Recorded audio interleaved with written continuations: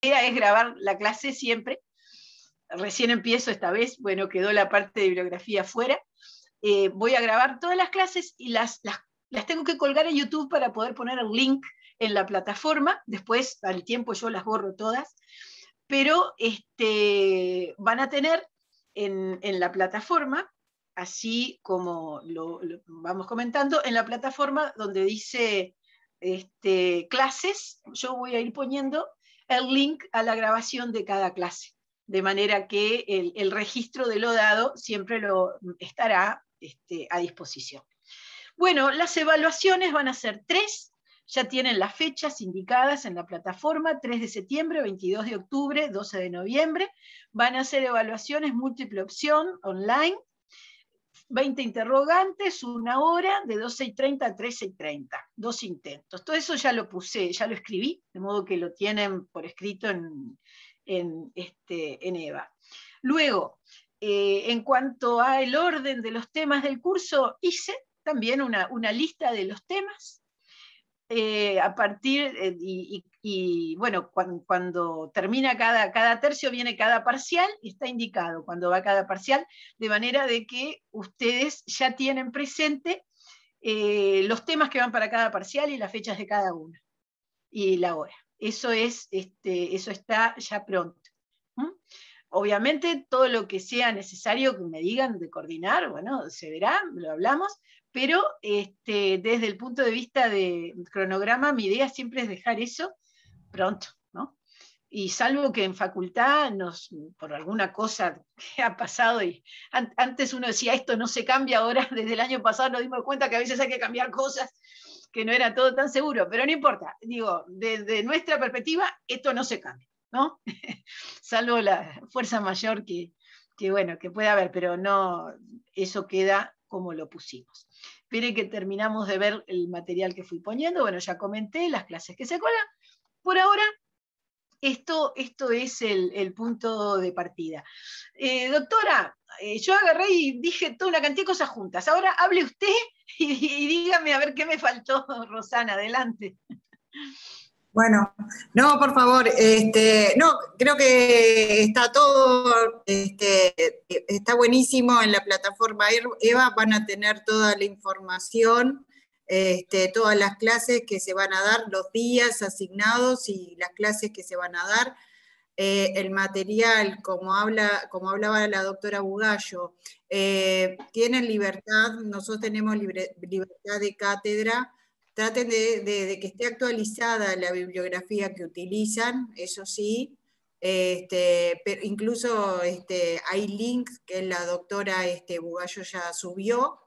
Después vamos a, para las clases prácticas, que va a ser en septiembre, vamos a utilizar otra modalidad, ustedes nos van a ayudar a nosotros. Vamos a estar buscando, vamos a armar grupos, vamos a buscar sentencias, vamos a ir comentando entre todos las sentencias que vamos a ir, que ustedes mismos van a buscar y que se van a interesar, y va a ser en función de los temas que vamos a ir dando durante la clase. ¿Sí? Y bueno, obviamente que más allá de que van a estar grabados, cualquier duda está en el foro de EVA para nosotros evacuar todas las dudas que necesiten, ¿sí? Nosotros con mucho gusto vamos a estar a su disposición. Bueno, muy bien.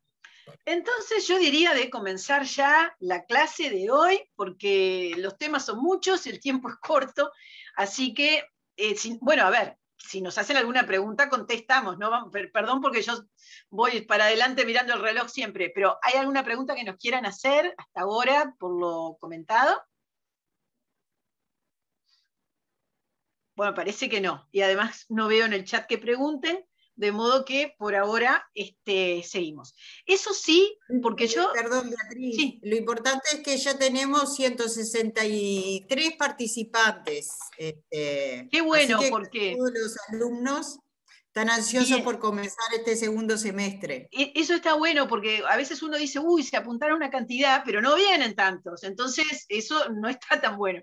Pero lo interesante es que a clase vengan. Yo me acuerdo cuando era estudiante, a veces en algunas clases no podía ir y daba libre. Y en cierto momento de la facultad no dejé de ir a ninguna clase porque el ir ya me servía.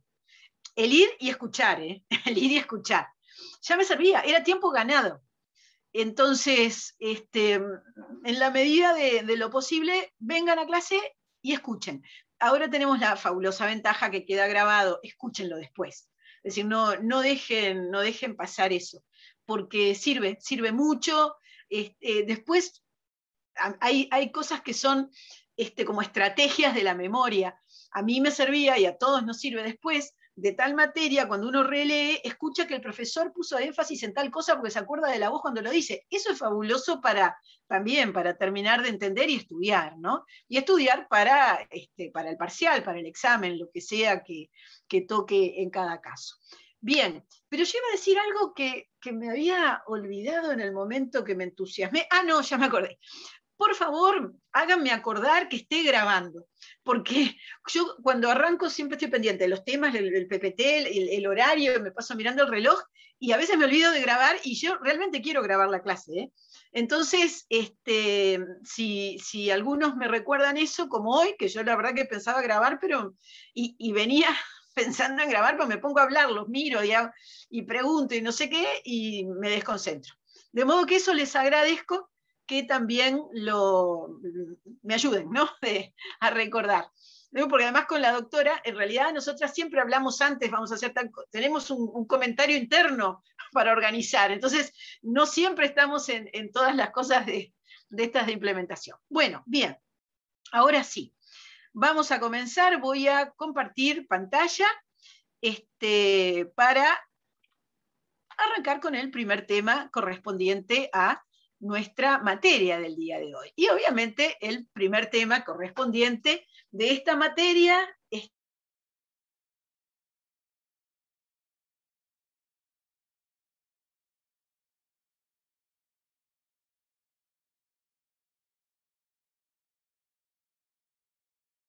damos a los grandes conceptos básicos del derecho uruguayo, respecto de qué es el derecho comercial uruguayo.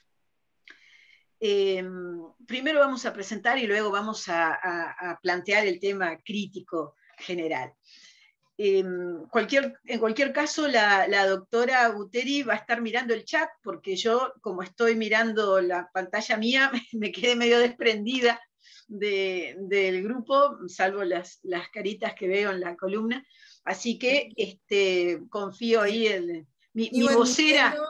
Sigo admitiendo y voy poniendo atención en el chat y voy a respondiendo, Beatriz. Ahí está, dependo de ti para el diálogo con el grupo. Se había entrecortado un poquito al inicio cuando pusiste la PPT, pero ahora bárbaro. Con razón, porque vi que había unas conversaciones de chat y eso no lo había entendido. Bueno, vamos a ver. Derecho comercial, de manera general y tal como cualquier reflexión a priorística nos puede indicar, tiene que ver con las normas jurídicas que regulan la actividad comercial. Eso es un concepto de deducción general de la expresión. Pero vamos a ver que esta aproximación semántica, ¿no? Esta aproximación no es la precisa desde la perspectiva del derecho uruguayo, que sigue cánones ya adelanto del siglo XIX referido a este punto, cuando tenemos que definir precisamente cuando se aplica el derecho comercial en Uruguay. Así que una cosa es la categoría general derecho comercial y otra cosa es, bueno, pero ¿cuándo hay materia comercial en Uruguay? Hacia ahí apuntamos con la primera parte de la clase, a definir esa respuesta. El derecho comercial en general, ¿no? en una visión como rama del derecho en general, tiene estos dos caracteres que lo marcan como rama del derecho, que tiene un contenido cambiante y que es una categoría histórica. ¿Qué quiere decir esto? Quiere decir que la definición de qué es regulado por el derecho comercial ha venido oscilando a lo largo de la historia. Y vamos a explicar ahora mismo, y les digo más, de su corta historia. Porque si bien el comercio viene con la humanidad, ¿no? Es decir, el intercambio de productos para responder a necesidades viene con la historia de la humanidad, no es así con la parte del derecho, ¿no? Que regula este fenómeno tan específicamente. Esto que estoy comentando lo podemos sintetizar en el planteo de 3 grandes etapas históricas, ¿no? El derecho comercial surge en la Edad Media, ¿no? Por eso yo decía, tal vez medio ironizando, pero es así, que es corta en una visión de historia de la humanidad, la historia del derecho comercial. Luego tiene una evolución específica por su, vamos a verlo ahora, lo voy a explicar, acorde con pues, fines del siglo XIX, XX y hasta ahora, en el mundo también hay otra etapa con un concepto clave que se ha vuelto característico en el mundo de los negocios, como es el de empresa. Bueno, ¿por qué existe derecho comercial desde la Edad Media? Porque ahí comienza a identificarse una figura profesional del intercambio, que es el comerciante. Estas etapas históricas que yo estoy siguiendo no son una creación mía, yo estoy tomando lo que es la obra de Broseta Pont, un profesor de Derecho Español brillante, un gran estudioso de esta etapa, de esta parte del derecho comercial, así como del concepto de empresa. Era un profesor valenciano, hasta la década de los 90, estuvo dando clase. En realidad, Broseta Pont fue asesinado por etarras en Valencia por una fatalidad. Y ahí se truncó una obra que al día de hoy ustedes pueden encontrar los libros en todo lo que es la doctrina española. Edad Media, comerciante, derecho comercial predominantemente subjetivo. ¿Por qué? Porque lo que se llama derecho comercial es todo aquello que hace el profesional de esta actividad económica, que es el comercio. Entonces, como el derecho comercial gira en torno a la figura del comerciante, se le llama predominantemente subjetivo. Es decir, hay derecho comercial cuando la actividad económica la realiza el comerciante. ¿Quién es comerciante? Bueno, depende de qué ANSA, de qué corporación, de qué organización corporativa de la Edad Media estemos hablando. Entonces, ¿se acuerdan de la época de la Edad Media, las corporaciones? Y así como estaba el comerciante en una corporación, estaba el panadero, el herrero. Es decir, esta estructura, ¿no?, de regular una actividad en torno a una corporación en la cual hay que pertenecer y cumplir las reglas, es lo que determina que el comercio sea regulado. Reitero, no se regulaba el comercio, sino el comerciante. Predominantemente subjetivo, por lo tanto. Bien, en el derecho, ya lo sabemos, en el derecho se desarrolla, incide, y el derecho se desarrolla según factores políticos, factores económicos, factores tecnológicos. Por eso, como les decía, un factor de organización social político, aparece el comerciante y aparece el derecho comercial en la Edad Media. Evoluciona a lo largo de 4 o 5 siglos de la Edad Media, llegando al siglo XVIII, 1700 ¿y qué es el gran cambio que se encuentra históricamente? Aparece el Estado, la figura del Estado. Es decir, cambia la organización sociopolítica en el escenario europeo, que es el escenario directo de nuestra fuente y de toda América, ¿no?, inclusive en Norteamérica. Cambia básicamente este tema de estructura política y desaparecen las corporaciones, se consolida el poder en un centro que no solamente va a tener poder en el sentido de imponer una regla, sino que además concentra lo que es el dictar justicia, es decir, definir cuándo se alguien actuó de acuerdo a las reglas. Entonces, la forma en la cual la actividad económico-comercial entra en esta nueva organización jurídica ya no es en función de quién la hace porque está integrado a determinada corporación. Ya va a pasar a ser a través de una definición de acto de comercio que aparece en las ordenanzas de Colbert de 1763 y siguientes, que aparece entonces como concepto y que determina que el derecho comercial tiene una imputación predominantemente objetiva. ¿Por qué? Porque para saber si hay derecho comercial hay que ver si es acto de comercio. Si es acto de comercio, bueno, tendrá la aplicación de la norma conjunta, primero fueron ordenanzas, más adelante fue el Código de Comercio Napoleónico, directo consecutor de esa ordenanza, y además va a ser juzgado en el caso de este sistema predominantemente objetivo por los jueces competentes del sistema estatal de justicia. Antes, en la Edad Media, lo que había era reglas corporativas con un tribunal de pares. Es decir, en cada ANSA, en cada corporación, en definitiva, había reglas y había un tribunal integrado por ciertos viejos comerciantes, designados, diríamos hoy, por la propia organización. Bueno, segunda etapa del derecho comercial cambia totalmente, se objetiviza el derecho comercial y para saber cuándo existe hay que ver si es o no acto de comercio. Bueno, sigue adelante el desarrollo económico, ya vertiginoso, ¿no? Porque aparece la revolución industrial, hay una cantidad de cambios tecnológicos impresionantes a partir del siglo XVIII. En algunas ramas del derecho comercial estos cambios producen, estos cambios tecnológicos precipitan ciertos institutos comerciales, ya los veremos de una manera tremenda, y aparece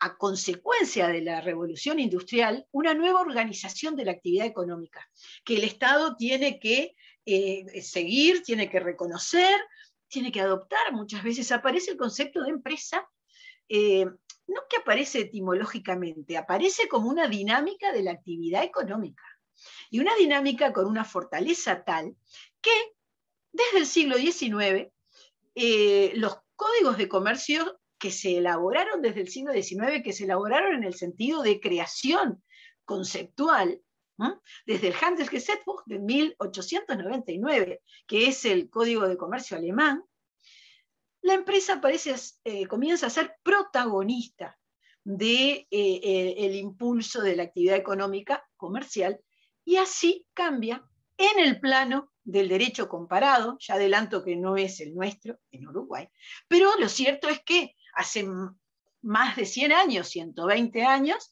que en el mundo de lo que es la dinámica del derecho de los negocios, de nuevo se vuelve a visualizar un contenido del derecho comercial predominantemente subjetivo, y ya no hay un profesional corporativizado como el comerciante, sino una dinámica de organización con distintas miradas según el derecho, que es la que impulsa todos los procesos económicos y de desarrollo en las distintas sociedades. Entonces tenemos tres grandes etapas del derecho comercial con tres contenidos muy específicos que hacen a esto del derecho comercial como categoría histórica cambiante. Ya llegaremos a nuestro derecho comercial. Bien, seguimos. ¿Cuáles son las fuentes del derecho comercial? Bueno, es derecho, no puede ser distinto del resto de nuestro derecho uruguayo. La fuente es la ley, punto. Es la fuente formal excluyente para saber dónde está el derecho comercial.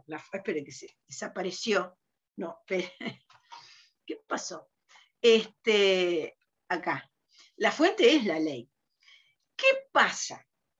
¿Qué es característico en el derecho comercial que de repente no se ve ni en el derecho de familia, ni en el derecho procesal, obviamente?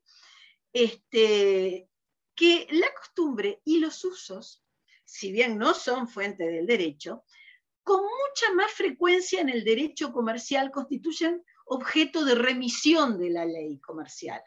A ver, por ejemplo, en materia de compraventa comercial, si no surge del contrato realizado el precio de los bienes, mejor dicho, del objeto del contrato, el propio Código de Comercio dice, se estará al precio de uso para tales bienes en el mercado. Ah, bueno. Fíjese que algo tan importante como uno de los elementos clave de la prestación de una parte se fija por el uso. Es decir, la fuente es la ley. Para ver contenidos hay que ir de la norma, hay que ir a la ley en derecho comercial, pero con más frecuencia en derecho comercial que en otras ramas del derecho, hay una remisión a la costumbre y a los usos. Vamos a ir viendo, a medida que avancemos en los temas, que es importante, el tema de la costumbre y el uso en el derecho comercial. ¿Y por qué? Bueno, porque hay una referencia al mercado, porque hay una referencia, en definitiva, a una actividad económica que se hace, una cadena de actividades que tiene efectos. Por eso es importante la costumbre y los usos para el derecho comercial. Antes de ir a acto de comercio, que comienza ahora en minutos, un comentario más de nuestro derecho comercial. Nuestro derecho comercial de origen nacional, desde el Estado oriental del Uruguay, comienza cuando se aprueba formalmente el Código de Comercio, el Código de Comercio uruguayo. El Código de Comercio uruguayo se aprobó 2 años antes que el Código Civil. Había una urgencia en poner una regla a negocios, a lo que implicaba la circulación de mercadería, y por eso el gobierno uruguayo del siglo XIX, teniendo 2 sendas comisiones estudiando la codificación nacional, dijo, bueno, vamos a salir pronto, podían hacerlo antes los de derecho comercial, bueno, y se aprueba con una cantidad de contratos que luego se reiteran en el Código Civil.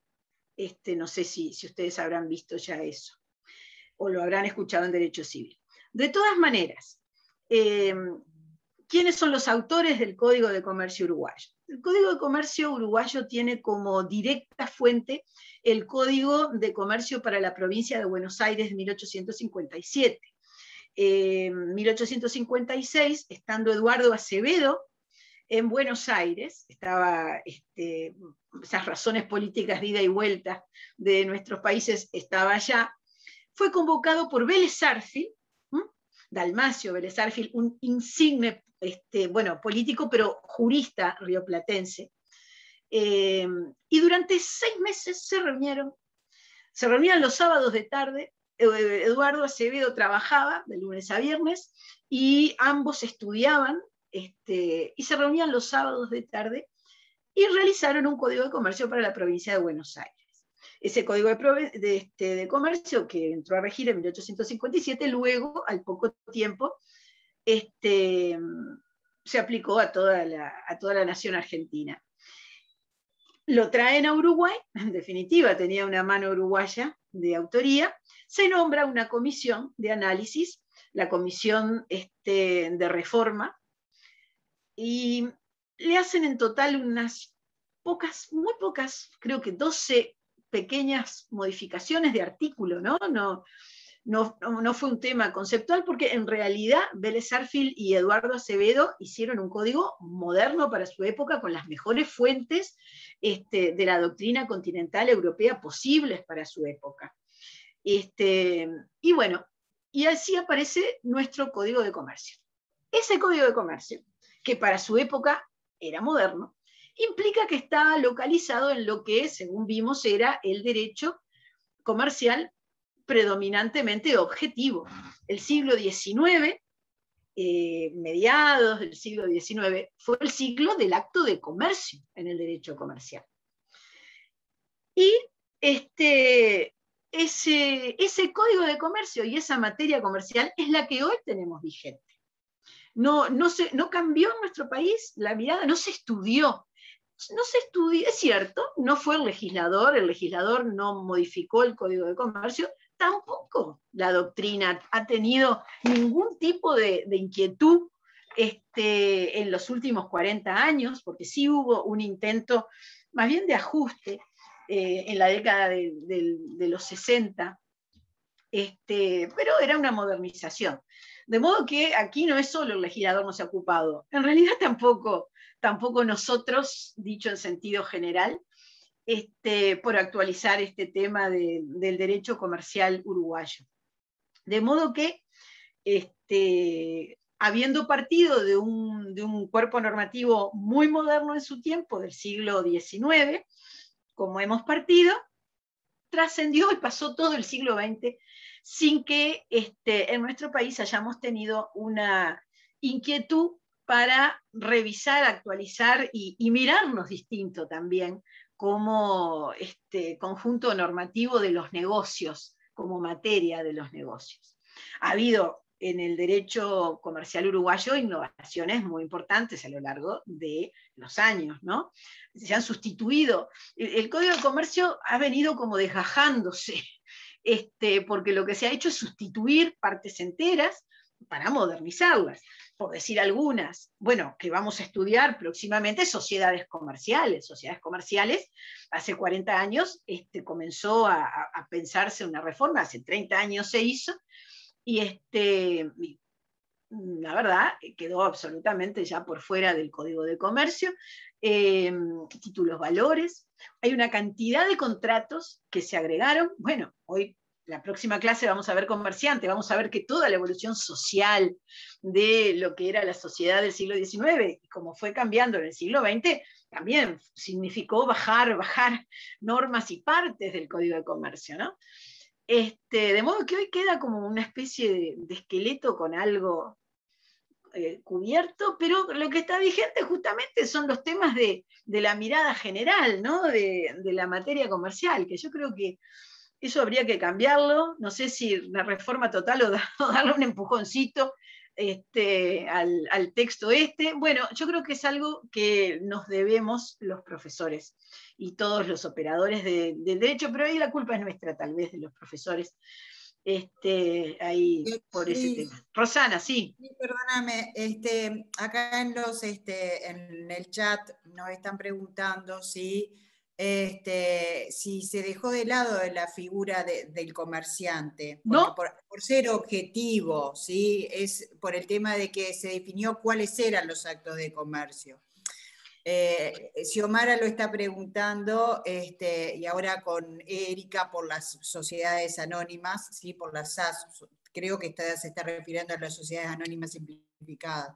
A ver, muy bien. si bien nuestro código es objetivo, no dejamos de lado la definición de quién es comerciante, ¿sí? Tanto persona física como jurídica, que en el caso de las personas jurídicas está definido en la ley 16060 y ahora también en la ley que crea las sociedades anónimas simplificadas, que permite a la ley de sociedades simplificadas.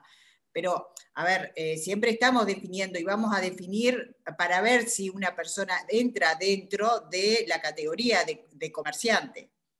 Sí, perfecto. Perdóname que te haya interrumpido. No, está perfecto porque justamente yo veo que crecen los mensajes del chat, pero si corto la clase, desarmo todos, me demoro más. No, está perfecto. Vamos a ver la clase que viene el concepto de comerciante, pero no es un concepto de definición de que eso es el derecho comercial. Ese es el tema. De la diferencia de lo que estamos viendo ahora como materia comercial y las demás definiciones que veremos los temas societarios, sus definiciones y todo ese conjunto operativo a lo largo de la materia. Bueno, bien, quería entonces hacer ese comentario del Código del Comercio Uruguayo, de la etapa que está, un código que tenía, bueno, cuatro libros, y en el material que les dejé de clase tienen todo esto con detalle. Yo acá tengo que seleccionar, como les dije hace unos minutos, los temas que vamos a plantear en clase, pero todo esto, toda esta temática lo tienen en ese y en cualquier otro de los libros, ¿no? Obviamente que hay de la materia. Bueno, bien, ahora sí vamos a ir a acto de comercio. Vamos a pasar a este punto que me dirán, bueno, pero es antiguo, pero es nuestro derecho. En el derecho uruguayo, para saber cuándo se aplica derecho comercial o no, hay que saber si estamos ante un acto de comercio. Y no es solo, no es, ¿a qué voy? A que es relevante, primero es lo vigente, pero además es relevante, porque no es la definición de algo, sino el derecho que tiene que ver con los plazos de prescripción, la prueba. Vamos a ver que hay una prueba muy particular del derecho comercial, que si son comerciantes tiene un valor excepcional, eso también lo vamos a ver la clase que viene. Es decir, a veces, al día de hoy, por saber aplicar bien el derecho, si es acto de comercio o no, usted gana o pierde un juicio. Usted está tomando una opción también a otros niveles de aplicación del derecho comercial que verán el curso que viene en Comercial 2. Es decir, a ver, reitero, mi planteo de que estamos atrás en la evolución de la materia es en la mirada de la lógica de la materia comercial, pero no se deja. A ver, el derecho no deja de estar vigente por no ser moderno. Y si ustedes a veces en alguna materia o algo ven que dicen, bueno, se dejó de usar algo que está vigente, ojo, porque si está vigente y no se derogó, ni no se derogó, a ver, es eso lo que va, no nos gusta, es antiguo, muy bien, pero está vigente, ¿me entienden? Es decir, una cosa desde una perspectiva de entender el instituto, no quita que en el momento de dar nuestra opinión legal, como ustedes, como todos profesionales del derecho, en el momento de aplicar la ley hay que ir al derecho vigente. Bien, acto de comercio. Ya vimos que tiene un origen histórico el concepto de acto de comercio, pero también tiene un origen, y ahora hago hincapié, procesal. ¿Por qué? Porque cuando Colbert, el famoso primer ministro del siglo XVIII francés, convocó una comisión de comerciantes para elaborar la ordenanza del comercio terrestre y la ordenanza del comercio marítimo. Estábamos hablando de entrando al último cuarto del siglo XVIII. ¿Dónde colocó esta lista de definiciones de materia comercial? Donde se establecía cuál era la competencia de los juzgados de comercio. Entonces, ¿cómo se visualizó el contenido de la materia comercial históricamente? Para definir qué iba a llegar a la justicia del Estado, ¿no? A los jueces, que, como les conté, en el siglo XVIII era tecnología de vanguardia de derecho público, ¿no? Aparece un cuerpo poder judicial estatal. Entonces, la lista de actos de comercio está en el artículo 550 y pico, creo que es 554, del Código de Comercio Napoleónico y también más o menos de la ordenanza de Colbert, ¿no? Porque respondía a una definición procesal.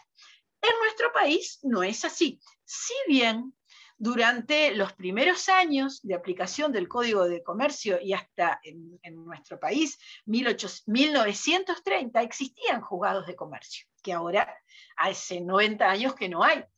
Pero, ¿a qué voy con esto? Que en realidad también era relevante la definición de acto de comercio cuando comienza el código y hasta, bueno, como soy mayor digo, hasta no hace tanto, pero en realidad hace mucho tiempo, hasta hace 90 años, era muy importante tener esa lista de actos de comercio porque definían la competencia de juicios, ¿verdad? Pero bueno, lo cierto es que esta idea de acto de comercio aparece como un recurso de definición de competencia, ¿no? Por eso se habla de un origen procesal.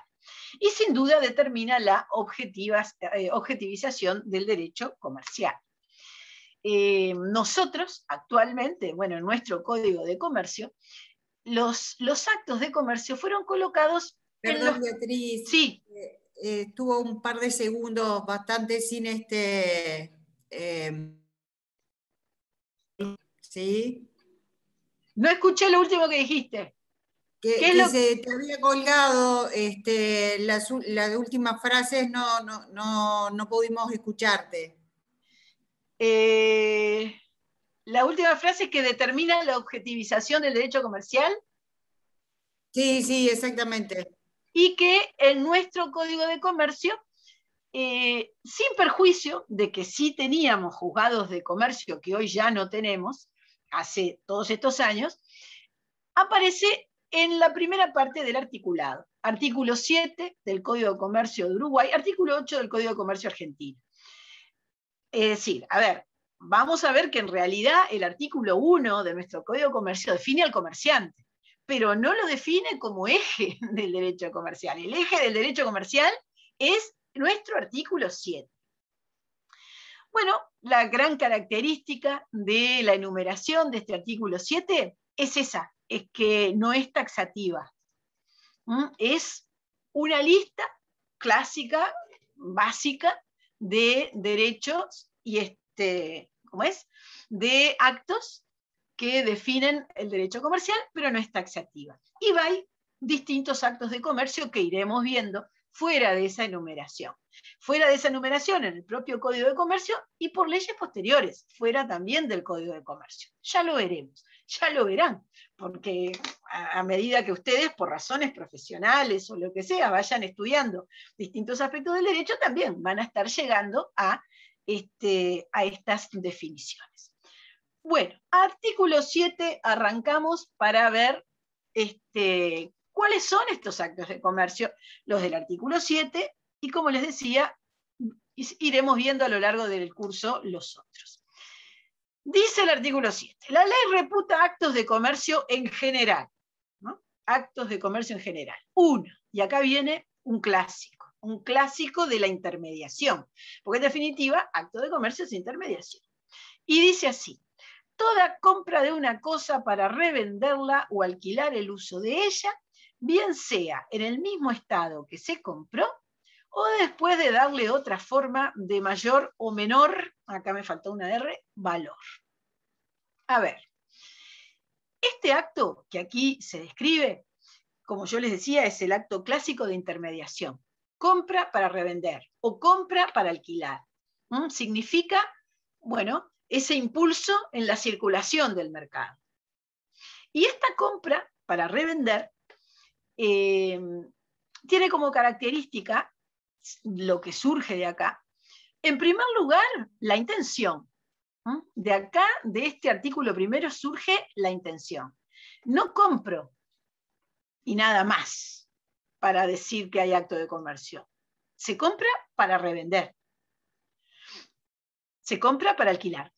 Este es el acto de comercio. Luego vamos a ver otro tipo de atributos para definición de comerciante, para otras definiciones, pero acá la intención de comprar para revender o comprar para alquilar determina que hay un acto de comercio y por lo tanto determina que esta compraventa se va a regular por lo que aquí se menciona, artículos 515, 516 y siguientes del propio Código de Comercio, que habla de la compraventa comercial.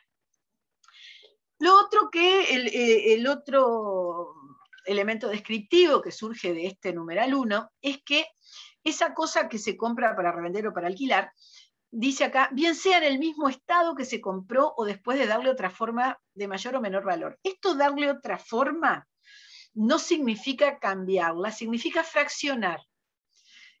Vamos a ver dentro de unos minutos el numeral 4, que ese sí tiene que ver con transformar, y por eso ahí van a entender que esta es otra cosa.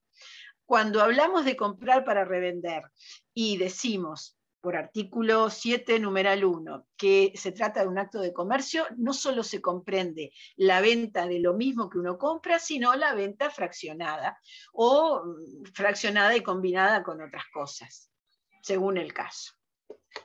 Ahora, cuando aquí el artículo 1 remite a los artículos 515 y 516, ¿a qué hace referencia? Bueno, hace referencia a, como les decía, los dos artículos, o algunos de los artículos que encabezan la parte del Código de Comercio que habla de la compra-venta comercial. Y en el artículo 515 le agrega un elemento muy importante al concepto de compra-venta comercial. Aquí teníamos la intención. En el artículo 515 vamos a ver, y lo vamos a ver en adelante, porque vamos a hablar un poco de compraventa comercial, pero ya más al fin del curso, ¿no? Ya será como por octubre, fines de octubre, que hablemos de esto. Le agrega el artículo 515 que además será de cosa mueble. La compraventa comercial es de cosa mueble.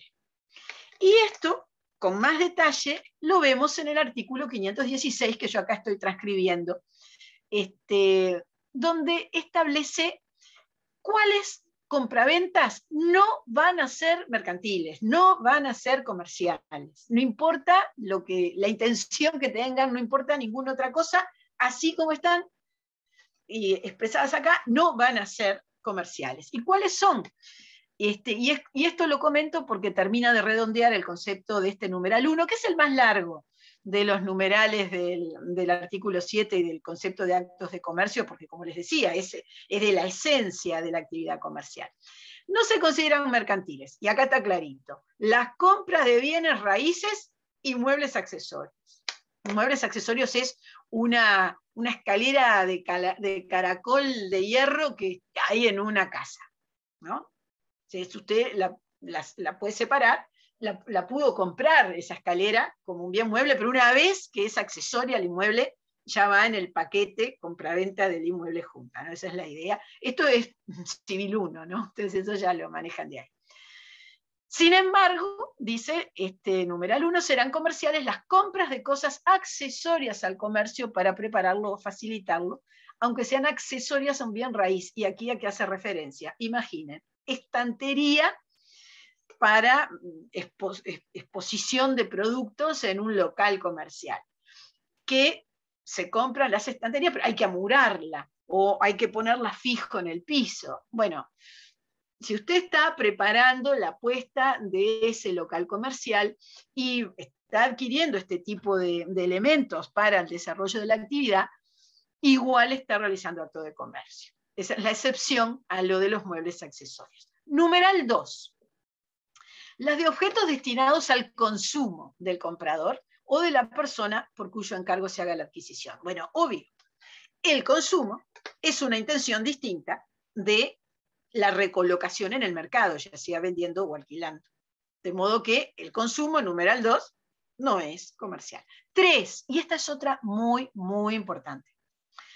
No se considera mercantil las ventas que hacen los labradores y hacendados de los frutos de sus cosechas y ganados.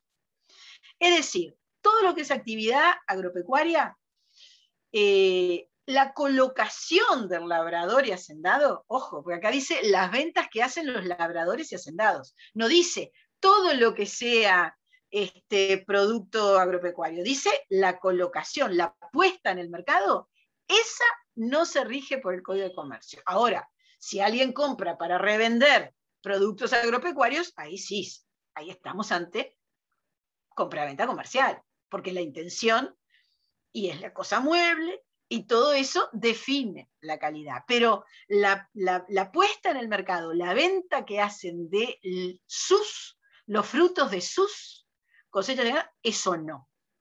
Esa parte no es derecho comercial. Hay una exclusión específica. ¿Por qué? ¿Por qué el inmueble no es? ¿Por qué los labradores y hacendados no es materia comercial? Y les cuento que no es desde Colbert esto, es decir, estamos acá en nuestro derecho, estamos repitiendo exactamente una disposición del derecho francés original en toda Europa, porque todo esto es de todos los códigos decimonónicos europeos. Mire, estuve averiguando, estuve estudiando, estuve investigando este tema, y la raíz, según lo declara parte de los integrantes de la comisión de Colbert de 1760, la raíz es el derecho romano. Ese es el derecho romano. ¿Por qué? En derecho romano no existía el derecho comercial, pero sí existía la calidad de ciudadano sobre la base de la radicación, de ser titular de bienes y de inmuebles, perdón, de bienes inmuebles, y de realizar esa producción de bienes del país, diríamos hoy, de labradores y hacendados. Esos eran ciudadanos romanos. El derecho de los negocios, el derecho comercial, no era de los ciudadanos romanos, era de los extranjeros. Y si bien Roma tuvo tremendo poderío económico y una gran actividad de intercambio de bienes, no tenía derecho comercial. Y uno dice, pero ¿cómo los fenicios, Roma, que nos enseñaron siempre históricamente que desarrollaban este tipo de actividades económicas, cómo no van a tener? No, porque tenían una organización distinta, una organización pública de su centro de poder, distinta del imperio sería, ¿no? Según el momento, república, según el momento de la historia de Roma. Entonces, lo que tenían en claro era que quería, este tipo de actividades eran de ciudadanos, pero la parte comercial era de estos aventurados, osados, señores, muchos de ellos, la mayoría extranjeros, a los ciudadanos que iban de ciudad en ciudad arriesgándose. Esa era la mirada del comerciante de la Edad Media. Hoy tenemos otra mirada de lo que es empresa. Ustedes tienen, estoy segura que muchos no pueden creer que empresa no sea un concepto protagonista del derecho comercial porque es el mundo de ustedes. Bueno, esta idea, no quiero que se asusten de ver cómo tenemos el derecho comercial. Siempre cuando hago este comentario después digo, cuento todo esto y van a decir, déjame meter a estudiar. Es bárbaro el derecho comercial porque al fin y al cabo esto no le da mucho corte, sin perjuicio de que, reitero, es vigente, hay que tenerlo en la cabeza para lo que es la dinámica de ejercicio profesional, que está vigente. Pero bueno, a ver. Sí, Beatriz, ¿qué más pasó? A ver, hay un alumno, Carlos, que nos dice, la compra de productos agropecuarios es diferente. Un ejemplo sería la compra de fungicida para revenderlos. No me queda claro lo que está hablando Carlos. Creo que está refiriéndose ahí que sí, que en ese caso sí sería comercial. Sí, claro. Carlos, fungicida no es producto del labrador ni del hacendado. Eso lo hace un laboratorio. ¿Qué decías, Rosana? Quería hacer referencia a eso, sí, aparte es verdad, después se va a ver más adelante, ¿no? Hay que ver cómo es el funcionamiento, porque si es una sociedad la que está llevando a cabo la actividad agropecuaria, vamos a ver, claro. Por el tema de la comercialidad formal. Pero ahí eso vamos a ver en unos... Vamos a ir con más ahora, detalle. en minutos. La cosa no es tan sencilla, Pero no, de todas maneras, Carlos, ojo, que producto agropecuario no es lo que se vende para el uso agropecuario. Acá yo dije, lo que dice la ley es lo que hacen los labradores y hacendados de los frutos de sus cosechas y ganado. Todo lo demás, régimen general. Es decir, por lo menos en este punto no está excluido, que es lo que vamos viendo. Bueno, estos últimos dos que nos quedan. Las compraventas que hacen los propietarios y cualquier clase de personas. Perdón, Beatriz. Sí, perdón, ¿qué más? Beatriz. A ver, Carlos decía si el producto del labrador o hacendado entraría dentro del marco del derecho agrario. No, a eso se refería. A ver, si una compra agropecuaria, si son productos agropecuarios, no entra dentro del derecho agrario. Entraría si no estoy hablando de los frutos ni de las cosechas, y entraría dentro de la compra-venta comercial. Por supuesto. Ni siquiera dentro del derecho agrario. El derecho agrario no es un derecho codificado. Digo, a ver, pasa con el derecho aeronáutico, el derecho de la propiedad intelectual. Usted en derecho agrario, aeronáutico, va a tener derecho civil, derecho comercial, derecho procesal, me refiero. Aquí la categoría no es comercial o agrario, la categoría es comercial o civil. ¿Entiende? Es decir, código de comercio, código civil. Hay ramas del derecho que tienen una mirada horizontal, y hay otras ramas, diríamos las clásicas, es más fácil decir codificado porque en el sentido de rama, de rama clásica, que ahí sí es donde hay naturaleza de las cosas. ¿Mm?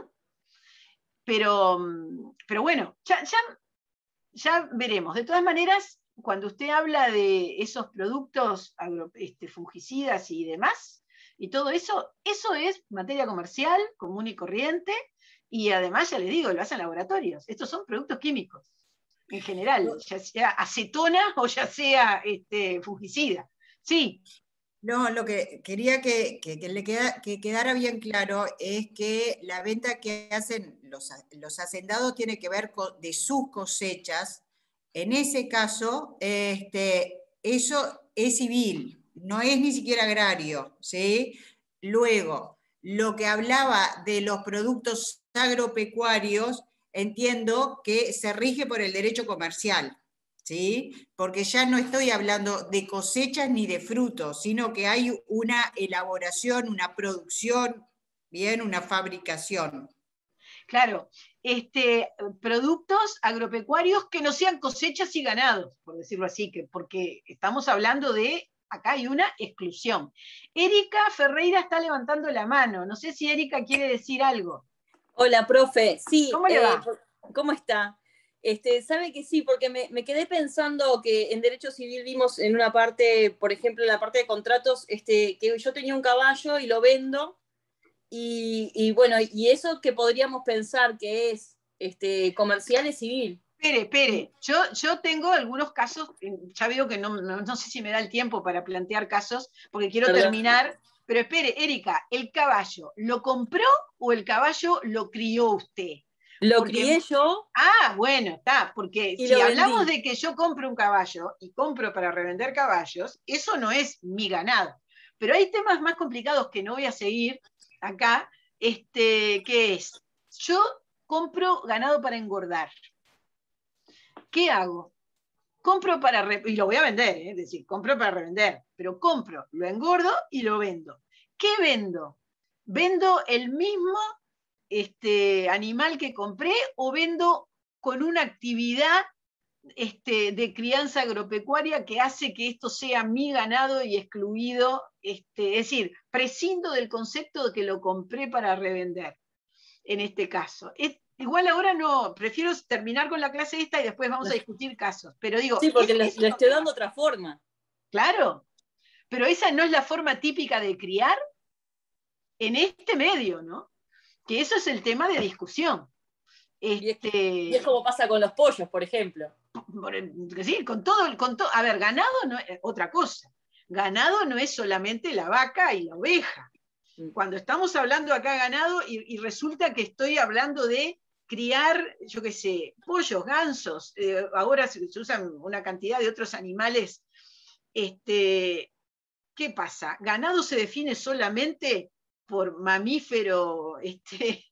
Aquí, no, también, acá hay una cantidad de temas que hacen a la interpretación de estas cosas, pero esto lo comento nada más que para que vean todo lo que uno puede pensar cuando lee. Pero voy a seguir ahora con la parte esta del texto y después espero tener algún rato y planteamos alguna situación. Pero muy bien el comentario, Erika. Baje la mano porque si no voy a seguir dándole la palabra a toda la clase. Bueno, decía, el 4. El 4, ¿saben qué es? El canje. El canje. Acá dice el 4, las ventas que hacen propietarios y cualquier clase de personas de frutos o efectos que adquirieron, que percibieron por renta, dotación, salario, emolumento o cualquier otro título remuneratorio o gratuito. Cuando a alguien le dan algo por canje, es decir, porque trabajó, porque hizo una actividad, no necesariamente un trabajo de un contrato prolongado, algo puntual, esa persona, eso que adquirió de alguna forma remuneratoria y la va a querer hacer dinero, probablemente. Bueno, como ahí no hubo una intención, aquí la clave es pensar en la intención, como no hubo una intención de compra para revender, sino que la forma en que entró su patrimonio fue remuneratoria, el legislador, tradicionalmente, en todo el derecho comparado, en este caso dice, bueno, eso no es comercial. Es decir, todo lo que acá vemos que no es comercial, vaya al Código Civil, es la respuesta, ¿no? El 5. La reventa, esto está relacionado con el 2 también, ¿no? El 5. La reventa que hace cualquier persona del resto de los acopios que hizo para su consumo particular. Sin embargo, si fuera mayor cantidad la que venden de la que hubiesen consumido, se presume que obraron en la compra con ánimo de vender y se reputan mercantiles la compra y la venta. ¿De qué tratamos acá?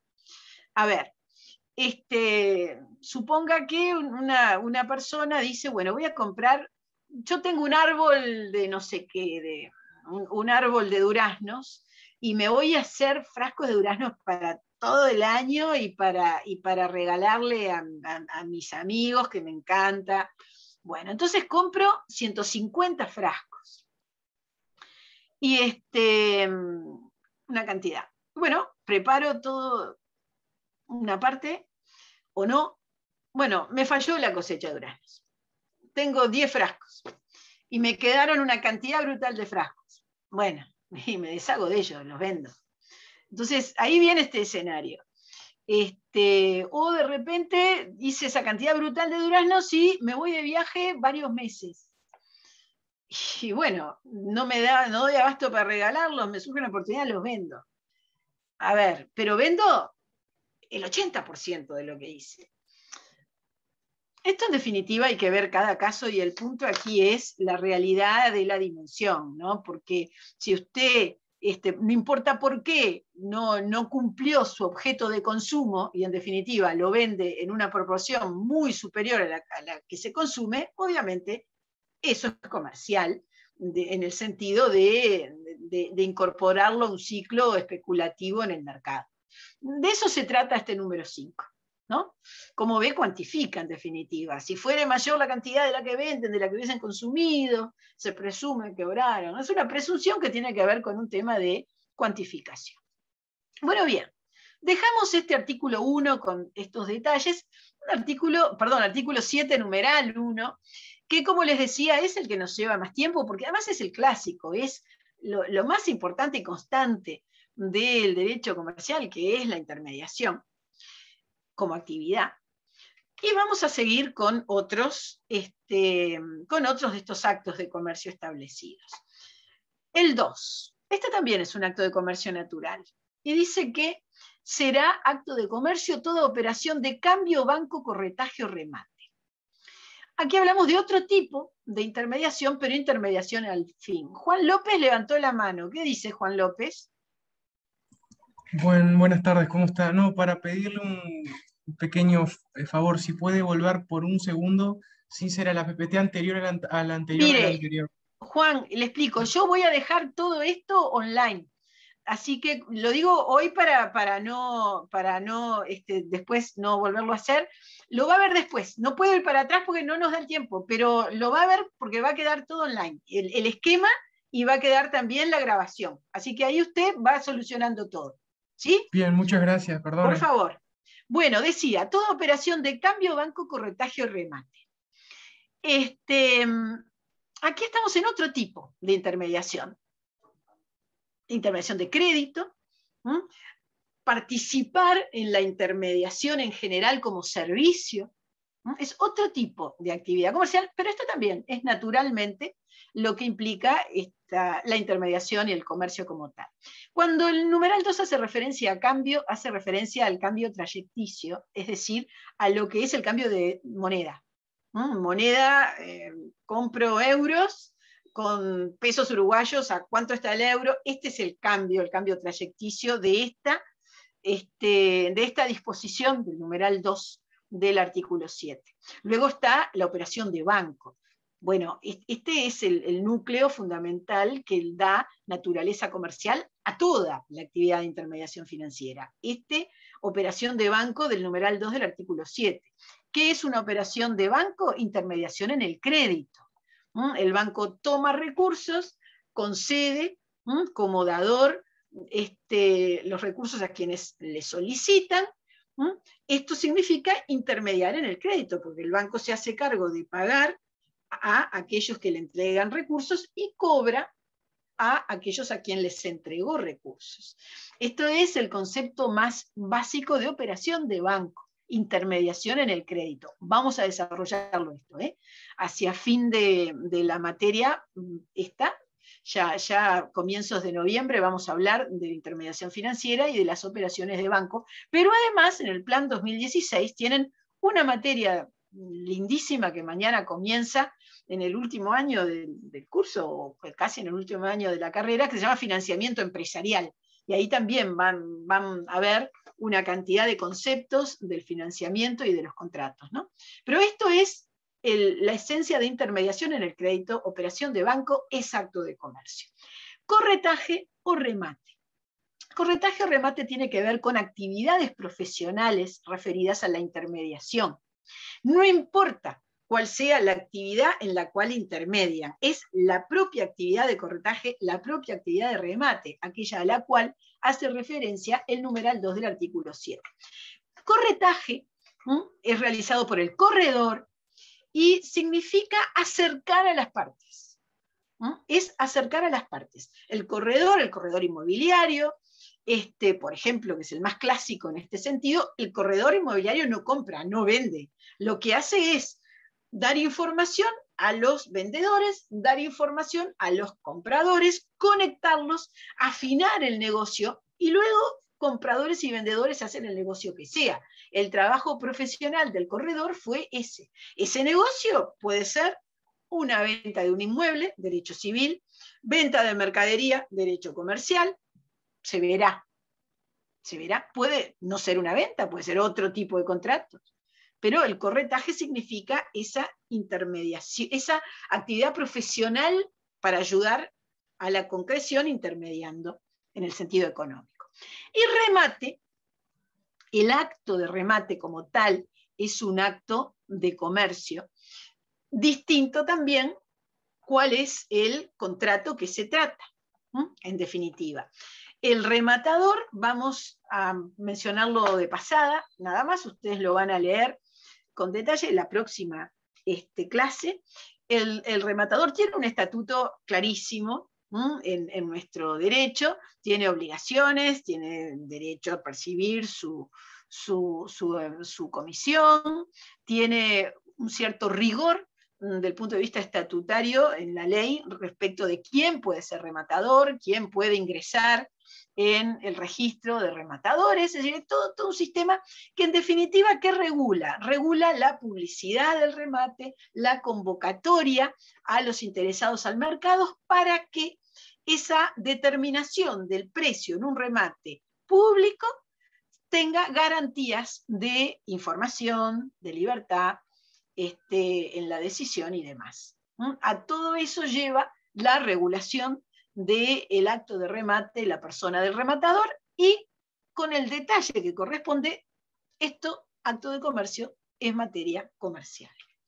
Tercero, toda negociación sobre letras de cambio o de plaza o cualquier otro género de papel endosable. Estos son documentos típicos del derecho comercial. Son documentos que tienen ese origen de la Edad Media también y que implican que la firma, ¿no?, al dorso del documento permite la transmisión y la circulación en el mercado.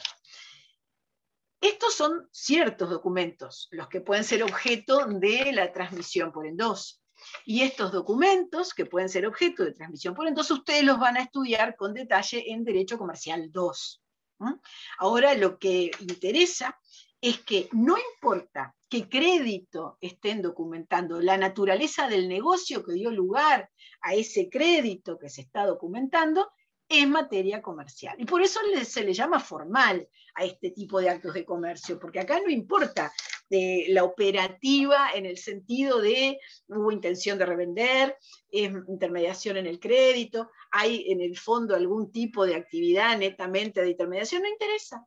Acá lo que importa es que se defina ese documento, cumpla los elementos que dice la ley que tiene ese documento, y como nota típica tiene esta capacidad de ser endosable, es decir, firmando se transfiere. Yo estoy haciendo toda la mímica del soporte físico, papel endosable, porque a eso se refiere el legislador de nuestro Código de Comercio, pero miren que hoy hay un mundo de acciones escriturales, documentos electrónicos que también entran en estos modernos conceptos. Ya lo verán, hoy no es ese momento, pero hoy tenemos que este es también materia comercial. Es decir, letras de cambio, cheques, vales, para todo lo que es la circulación, lo que la regula, la ejecución, todo ese tema es materia comercial.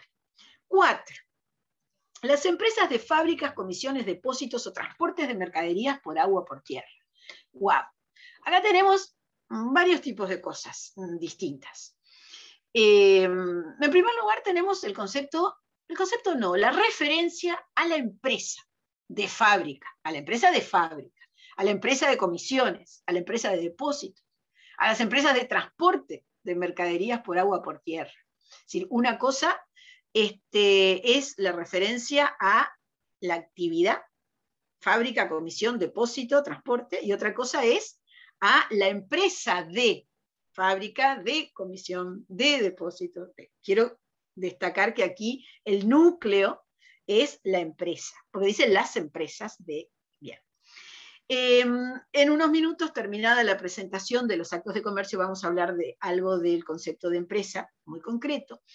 De modo que solo aquí voy a hablar que cuando el código habla de empresa, habla de una organización. Estamos hablando de una actividad organizada. En el fondo, la idea que subyace a la referencia a empresa es de organización.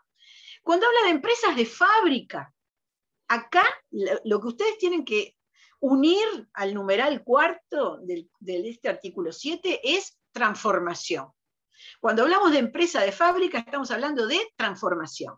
Es decir, ingresan materias primas, elementos, insumos, y sale algo distinto a lo que ingresa. Esa es la diferencia que yo hoy mencionaba con el numeral 1. El numeral 1 se compra algo y se vende eso que podrá estar fraccionado, pero es lo adquirido que se revende o se alquila. Acá estamos hablando de, por supuesto, si uno dice fábrica de objetos, yo qué sé, viene el Día del Niño, fábrica de juguetes, uno piensa en lo que te rodea. Pero no hay que ir tan lejos, la panadería de cualquier negocio gastronómico, es una empresa de fábricas. ¿Por qué? Porque se adquieren insumos y se transforman y se recolocan en el mercado. Es decir, toda esa actividad. A ver, vayamos a otro mundo. Una productora cinematográfica es una empresa de fábricas. ¿Por qué? Tiene una serie de insumos, muchos intangibles, ya hablaremos de eso a lo largo del curso, muchos intangibles, y bueno, muchos otros no, es decir, toda la parte que se necesita para ubicar la locación, filmar el guión, los derechos de guión, y luego va a haber una obra intelectual, la película, digamos, la obra audiovisual, que va a estar en un soporte físico seguramente, bueno, digital en un soporte físico o como sea, y esa es una empresa de fábricas. ¿Por qué? Y bueno, porque transforma una serie de insumos, organiza y aparece un producto. Se imaginan que Colbert ni idea de la obra audiovisual, ¿no? Pero digo, es que este mundo de Colbert, siglo XVIII, hay que aplicarlo al mundo actual, ¿no? Entonces, visualicen que hay una cantidad de actividades que implican transformación de lo adquirido en producto, y eso es una empresa de fábrica. Bueno, comisiones. La comisión tiene que ver con la actividad de comisionista y el contrato de comisión, lo veremos también hacia fin del curso, es cuando alguien realiza un negocio por cuenta ajena a nombre propio. Es lo más típico del derecho comercial de toda la vida, el contrato de comisión. Es distinto al contrato de mandato. En el mandato se hace a nombre ajeno, además de por cuenta ajena. Aquí a una persona le dicen, estoy dispuesto a comprar tanta cantidad de, yo qué sé, vellones de lana para elaborar lana para lo que sea, para revender, para tejer blusas, para lo que sea, para hilar, ¿no? Estoy dispuesto a pagar hasta tanto, consígame. Entonces ahí va ese comerciante, comisionista, con sus contactos, compra lo que sea, y le cumple aquel a quien le dio perdón, aquel a quien le dio ese instructivo, le cumple con la compra que hizo. A cuenta del que le dio el dinero y la instrucción, él se manejó a nombre propio con sus contactos. Esto, que es algo, como les relato, y ustedes se darán cuenta, típicamente del mundo del comercio, bueno, está regulado en un contrato que veremos más próximamente en esta sala, como se decía cuando uno iba al cine y miraba, ¿no? Contrato de comisión, típicamente el contrato de derecho comercial. Contrato de depósito. Contrato de depósito puede ser comercial o no. Tiene una regulación como contrato de depósito, acto de comercio, artículo 721. ¿Ven? Este es uno de los actos de comercio fuera del artículo 7, artículo 721. Está en la lista igual en el material. El material de este libro de conceptos fundamentales tienen una cantidad de actos de comercio fuera del artículo 7. Pero el de depósito típicamente tiene la regulación del Código Civil, la regulación del Código de Comercio. Pero aquí hablamos de la empresa. La empresa de depósito, es decir, la organización que sustenta el funcionamiento de lo que puede ser la dinámica de los contratos de depósito, esa es comercial. Esa es comercial. Y luego tenemos otro contrato, que este es un contrato comercial, que el propio Código Civil dice, para seguro, para transporte, vaya al Código de Comercio. Lo manda el propio Código Civil. Acá no hay duda, el contrato de transporte es comercial siempre. Va unido al comercio. Compraventa, transporte y seguro son 3 puntos. Todo lo que es importación, exportación, la gran dinámica, no solo de la parte internacional, sino todo lo que es la gran dinámica de movimiento de comercio, viene con esos 3 ejes. De todas maneras, acá estamos hablando de transporte por mercadería, por agua, por tierra, obviamente por aire y al espacial también, pero tampoco ni Colbert, ni Napoleón, ni Eduardo Acevedo, ni Vélez Sarsfield, por brillantes mentes de su tiempo, podían imaginarse todo eso. El propio Código Aeronáutico Nacional, así como lo que es la legislación espacial que hace referencia a temas de negocios, hacen referencia a lo que es comercialidad, ¿no? Pero el Código de Comercio, el Código Aeronáutico en nuestro país claramente lo dice. Muy bien, número 5. Las sociedades anónimas, sea cual fuere su objeto, van a ser actos de comercio. El número 5 hace referencia a la forma como se organiza esta persona jurídica que vamos a estudiar dentro de algunos meses, algunas semanas dentro de un mes y pico, vamos a estar estudiando ya sociedades anónimas. El derecho que hace a la organización de la sociedad anónima es derecho comercial, no solo la sociedad anónima. Cuando yo comentaba que se sustituye todo lo de sociedades comerciales del Código de Comercio y se aprueba una ley aparte, que es la ley 16.060, que ustedes van a adorar y querer y recordar a lo largo del curso, pero la verdad que está buena, es una ley muy linda. Esa ley dice que no solo las sociedades anónimas, todo lo que es sociedades comerciales es materia comercial, no importa, teniendo la forma, no importa a qué se dediquen, ¿no? Eso lo vamos a estudiar, los temas de comercialidad sustancial y formal de las sociedades comerciales. De modo que, numeral 5 hace referencia a sociedades anónimas, pero en realidad hoy cubre todo lo que son sociedades comerciales. Y aquí hablamos de la organización de la sociedad. Es decir, si una sociedad comercial, anónima la que sea, adquiere un bien inmueble, la adquisición del bien inmueble por una sociedad anónima, ¿por qué derecho se regula? Que alguien me diga.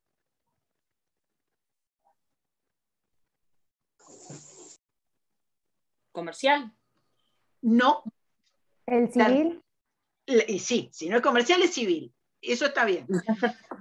Pero de todas maneras, tengan presente que la sociedad anónima es comercial siempre, estando constituida, ¿no? Siendo sociedad anónima. La sociedad comercial cualquiera sí. Pero si es un inmueble, como cualquiera de las otras exclusiones, nunca se puede regular por el Código de Comercio. Va a ser Código Civil. Leímos en el 516, no se considerarán mercantiles, dice el legislador. Nunca se van a regular por el Código de Comercio. Por más que lo haga una sociedad comercial que sí es siempre regulada por materia comercial. Es decir, lo que hace a qué, lo que hace a cómo funcionan sus órganos, las relaciones entre los accionistas o entre los socios, lo que tiene que ver con el cumplimiento del aporte, ¿no? Es decir, todo lo que es la vida de la sociedad comercial es derecho comercial.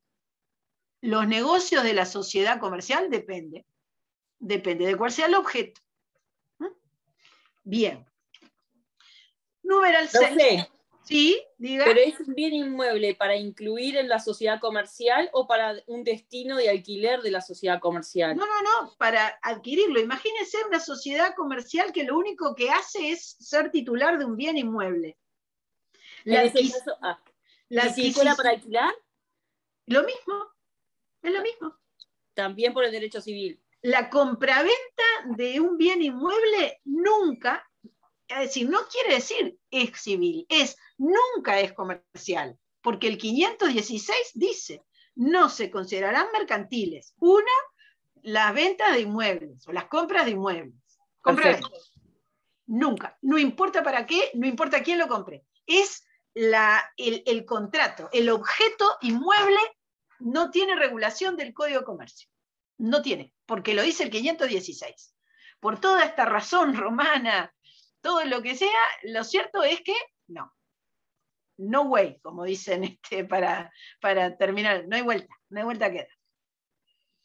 Bien, bueno, en términos de cosas radicales, en realidad el sexto también tiene cosas radicales, porque el sexto dice, los fletamentos, seguros, compra-venta de buques, aparejos, provisiones, y todo lo relacionado al comercio marítimo es acto de comercio. Pero la compraventa de buques, si usted va a hacer un negocio para comprar un velerito Snipe, que es el concepto de buque también, se rige por el derecho comercial. ¿Por qué? Porque es un buque. ¿Y por qué el derecho uruguayo dice, compra-venta de buques es acto de comercio? Si usted compra un yate para salir a pasear los fines de semana en el puertito del buceo, un yatecito, un yate más grande, chico, lo que sea, para vivir, usted se decide vivir en un yate o en un barquito más grande, no sé, no conozco mucho de nombres de buques, pero yo tengo el concepto de buque del jurídico. El concepto de buque es un aparato que flota y se mueve, por decirlo así. Ese es el concepto de buque, no importa cómo lo llame, ya sea velero, yate o carabela, es un buque. Y es comercial. ¿Por qué? Por el numeral 6. No importa para qué lo vaya a usar. Aunque lo use para algo que sea absolutamente ajeno a lo comercial, aunque lo use para investigar la polución del agua del mar en el Uruguay. No. Es siempre una operación, compra-venta de buques, de derecho comercial. Estos son los que les dicen actos de comercio legal, acto de comercio que no importa ni la intención ni el escenario. Lo dice la ley, es comercial. Luego tenemos otros dos, el 7 y el 8, más alejados ya de lo práctico, algo perimidos. El artículo 7 dice las operaciones de los factores, tenedores de libros y otros empleados de los comerciantes en cuanto concierne al comercio del negociante de quien dependen. Bueno, a ver, el factor es el gerente, el encargado de la casa de comercio, los que llevan los libros más que tenedores de libros, está el contador que asesora al comerciante, o el software que le aplica el contador al comerciante, empleados. Bueno, estamos hablando, reitero, de un código de la primera norma comercial para un Estado que se había constituido hace poco. Entonces, sí, estas disposiciones podían ser importantes. Hoy, obviamente, tenemos un mundo de la realidad técnica y laboral que supera cualquier necesidad de inclusión de esta disposición. Lo mismo con el 8º, que hace referencia a las convenciones sobre salarios de dependientes y otros empleados. Hoy es derecho laboral. Pero el derecho laboral es todavía más nuevo, mucho, mucho más nuevo que el derecho comercial. El derecho laboral aparece a fines del siglo XIX, esto es de mediados, ¿no? Y como reitero, en realidad, más que de mediados del siglo XIX, estamos hablando de 70 años antes, de fines del siglo XVIII. Entonces, esto en realidad es las primeras normas legales de laboral que existieron en el Uruguay, donde estaban en el Código de Comercio. Esta, y sobre todo unas que no vamos a estudiar por contenidos de la materia, que tienen que ver con el transporte y el comercio marítimo, ¿no? El libro 3 del Código. Ahí sí había muchas disposiciones entre los marineros, ¿no? Y el armador frente al capitán y todo eso. Claro, era la época. Eso era muy necesario en esa época. Hoy la historia cambió. Bueno, bien, en definitiva, entonces, ¿se puede enunciar un concepto doctrinario de acto de comercio? Ha habido distintas doctrinas que lo han intentado, de decir, bueno, vamos a llegar a un concepto único para todo lo que es acto de comercio. Y en definitiva, como son tan distintos del punto de vista de la naturaleza y del target de aplicación, son tan distintos las descripciones de actos que se incluyen, lo único en común que tienen es que los enuncia la ley. No hay un concepto material posible que abarque, porque lo único posible que abarca es porque lo dice la ley, ¿no? Y lo hago medio simplificadamente. Como les decía, hay algunas doctrinas planteadas, las menciono en el documento que les entregué para que ustedes estudien, para que conozcan sobre todo y entiendan, pero en definitiva lo que hay es una clasificación de acto de comercio que responde a las distintas realidades que se consideran como acto de comercio. ¿Pero por qué es esto? Porque lo que le importó al legislador original histórico cuando surge esta idea es qué es lo que iba a pasar por la consideración del juzgado de comercio. Entonces, lo que hacen es una lista de situaciones que entendían que, o por ser sustanciales, o por estar relacionadas, o generalmente corresponder a una actividad comercial, tenían que estar siendo judicializadas, diríamos hoy, por estos juzgados especiales, ¿no? Entonces, ¿qué es lo que hay en definitiva? Hay actos naturales, como el 1 y el 2 del artículo 7, hay actos legales o forzosos, un acto de comercio que implica que no importa la sustancialidad, la materialidad, se da, es derecho comercial, como vimos, los papeles endosables, los buques, no importa para qué sea. Formal tiene que ver por la forma que se lleva adelante. Ya iremos viendo variedades. Accesorio, esto es caso típico de la hipoteca comercial o la prenda comercial, que se califica como tal porque el principal es un acto de comercio. Estos son otros actos de comercio que están fuera del artículo 7. Bueno, y el mixto, que hoy está es menos frecuente, porque antes era típicamente el consumo, y hoy el acto de consumo tiene una cierta identidad y sobre todo una aplicación por remisión al derecho civil, a partir de las soluciones normativas uruguayas del año 2000, ¿no? Pero un acto mixto es aquel para el cual, para una persona, no es, y para la otra sí. Por ejemplo, cuando un labrador vende su cosecha de calabaza y lo compra un distribuidor de calabazas en distintos supermercados de Montevideo. El distribuidor compra para revender la calabaza, pero el labrador hace la primer puesta ahí. Eso es mixto, obviamente mixto, pero no va a ser comercial porque lo dice el 516, ¿no? Pero bueno, esto es un poco el panorama de acto de comercio. ¿Qué función cumple en el derecho comercial uruguayo? La que vimos. Define cuándo se aplica el Código de Comercio, cuándo hay comerciante, cuándo entonces esa persona, ese comerciante, va a tener obligaciones de comerciante, que es algo que es importante que lo manejen y que, reitero, va a ser objeto de la clase próxima. Y ahora, para ver si puedo redondear estos conceptos y luego charlar un poco y ver algunos casitos, pasemos al último tramo conceptual de la clase de hoy, que tiene que ver con la empresa y el concepto de empresa. Ahora vamos a analizar directamente el concepto jurídico de empresa. La empresa en realidad tiene unas miradas de inserción en lo que es la actividad económica absolutamente amplias, ¿no? Nosotros aquí básicamente vamos a hablar del concepto jurídico de empresa, o mejor dicho, cómo el derecho uruguayo ve a la empresa, porque también lo de la conceptualización es relativo. A ver, en definitiva empresa, y digo en definitiva cuando comienzo porque ese es el tema central, es un concepto económico. Y como concepto económico es que el derecho hace referencia a la empresa. ¿Qué es la empresa? La empresa es una organización de capital y trabajo. Ya con eso ya alcanza para definirla. Yo le puse algunos elementos más aclaratorios, pero el gran key concept, ¿no? La clave de empresa es organización de capital y trabajo, dedicada a la producción de bienes o prestación de servicios, un destino al mercado, con o sin fines de lucro, es decir, el fin de lucro del que opera la empresa no incide en el concepto, ¿no? Pero la empresa es un concepto económico. Y nuestro derecho, como el derecho en general, ha hecho referencias a la empresa. Desde la Constitución, ¿no? La palabra empresa existe en el artículo 56, que es una disposición que tiene que ver con aspectos de trabajo.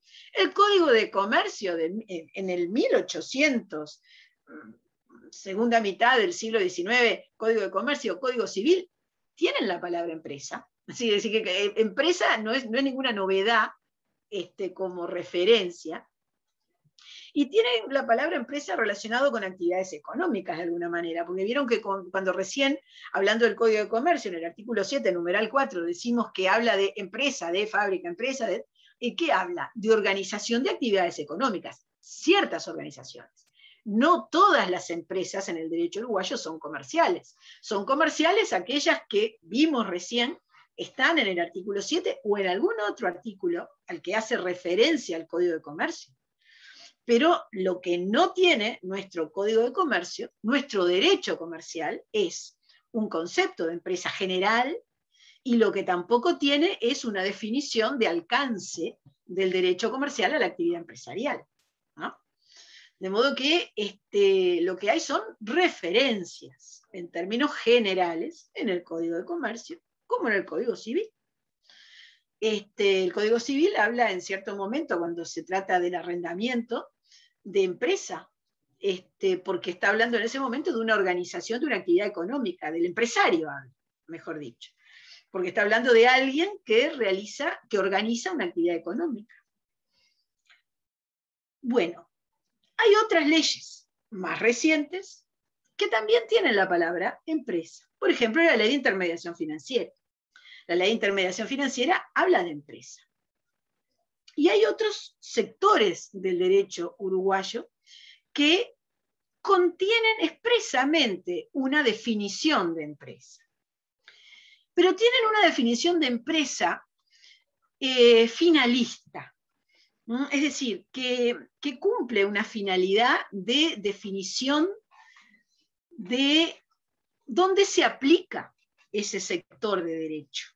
Es decir, no tiene, estos conceptos de empresa que uno puede encontrar cuando se regula el impuesto a la renta de Industria y Comercio, hace muchos años que está la palabra empresa y la definición, o la Ley de Identificación Civil, que es de la década, de hace 50 años prácticamente, o la Ley de Concursos, que es mucho más reciente y es comercial y es mucho más técnica.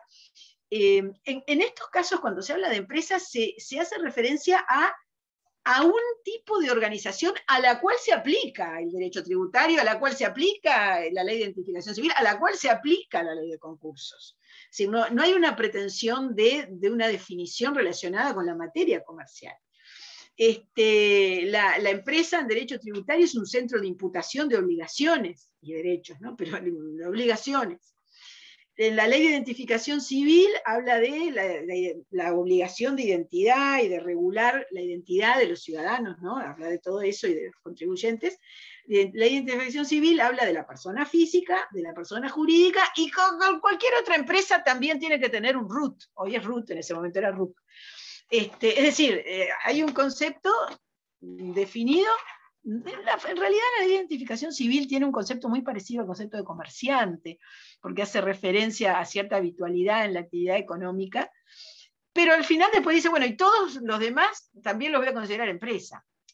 ¿A qué voy? Bueno, la Ley de Concursos hace una definición económica con una finalidad, que la incluye, pero la finalidad es decir, las empresas van a estar, van a ser reguladas por esta ley de concursos. Cuando hablo de ley de concursos, por las dudas, estoy hablando de un mecanismo de organización de crisis de empresas, lo que antes se llamaba concordatos y quiebras, ¿no? Capaz que la palabra usual es quiebras, pero claramente en nuestro derecho no se usa más, nosotros hablamos de concursos. Digo porque yo a veces me olvido que estamos hablando de en tercer año de facultad, ¿no? Y que no tienen por qué haber escuchado todas las expresiones. Pero cuando hablamos de ley de concursos estamos hablando de ese momento complicado y complejo, de ese momento crítico de unidades económicas, ¿no? Ya sean comerciales o no. Pero sean comerciales o no, si están incluidos en ese concepto de empresa que prevé específicamente la ley de concurso con su finalidad de aplicación, entonces será. Pero reitero, estas definiciones no son una definición general. Hay varias definiciones de empresas, hay definiciones cualitativas, empresa pública, empresa privada, empresa de sector primario, secundario, terciario, según tengan que ver con la actividad que realizan, agrícola, ganadera, de servicios. Bueno, hay una cantidad variada de clasificaciones, ahora hay empresas digitales o no, las startups, las consolidadas, cada momento, por distintas razones, hay distintos apelativos y clasificaciones.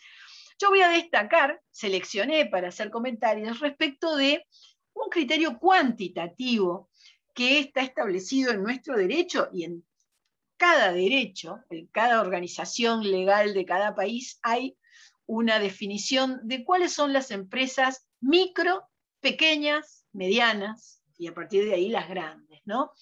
Y lo suele establecer la norma legal, de alguna manera. Nosotros lo tenemos establecido por una ley, y el decreto que cuantifica específicamente esa previsión legal de que exista la clasificación por criterios cuantitativos. Antes, vamos a pasar a ver en minutos, en segundos, como es en derecho uruguayo se habla, en nuestro país se habla de micro, MIPE, PYME, mediana, pero lo último que quería mencionar es que en realidad que una empresa sea micro, pequeña, mediana o grande, depende del mercado. Nuestro pequeño país tiene numeritos pequeños, que igual vamos a ver que alguno parece grande porque somos un mercado pequeño. El mercado europeo es inmenso. Brasil está en el medio. Es decir, a ver, porque cada mercado merece una consideración de dimensión distinta de la empresa. Según el decreto del año 2007, que es el que regula actualmente en Uruguay estos criterios cuantitativos, tenemos que el tipo de empresa está relacionado con el número del personal empleado y con las ventas anuales, que no deben ser superiores a determinado monto, de la siguiente manera. La microempresa es aquella empresa que emplea de 1 a 4 personas, es decir, el titular y hasta otras hasta llegar a 4, tiene un total de ventas anuales no superiores a 2.000 unidades indexadas. La pequeña empresa tiene de 5 a 19 personas empleadas y ventas anuales que no deben superar los 10 millones de unidades indexadas. La mediana empresa tiene de 20 a 99 personas empleadas y ventas anuales que no deben superar los 75 millones de unidades indexadas. Cualquiera de estos ítems que se supere pasa a la categoría superior. Imaginemos una microempresa que por el tipo de actividad que presta, imaginemos que tiene una producción de servicios tecnológicos que implica un costo muy alto de lo que colocan en el mercado y un precio alto, en definitiva, podrán ser 1 a 4 personas, pero si la venta anual, ¿no? Es decir, los ingresos por ventas en el sentido contable supera los 2 millones de UI, ya no va a ser micro, va a ser pequeña. Bueno, va a ser la categoría siguiente. Es lo que dice el propio decreto. Es decir, puede de repente una empresa tener 21 personas empleadas y las ventas anuales ser de menos de 10 millones. Bueno, como supera a las personas, va a categoría mediana, sería, porque en realidad no discrimina, pero es muy poco probable, ¿no? Esto último que digo, pero digo, el funcionamiento es así. Entonces, micro, pequeña y mediana empresa, ¿para qué sirve? Bueno, sirve para categorizar temas de créditos, para conocer, definir las políticas relacionadas con la promoción empresarial a nivel del Estado, sea gobiernos centrales, departamentales, es decir, todo lo que involucra, o instituciones privadas, porque esto de alguna forma también estratifica y define la actuación por distintos cometidos. Bueno, esto es muy importante para todas las economías, ¿no? ¿Por qué? Bueno, porque implica conocerse. A ver, pymes, que son hasta mediana empresa, porque de ahí en adelante son grandes, pymes son la gran mayoría del entramado empresarial en el mundo entero. Es decir, en Uruguay, yo no me acuerdo exacto la cifra más reciente, pero estamos hablando del 98% de las empresas del Uruguay, 98 o más, 98 y algo de las empresas uruguayas. Y así también en todo el mundo, si no es 98, es 93 en Alemania. Me refiero, a ver, estamos hablando de que este es el sustento de el impulso de la economía en cualquier mercado.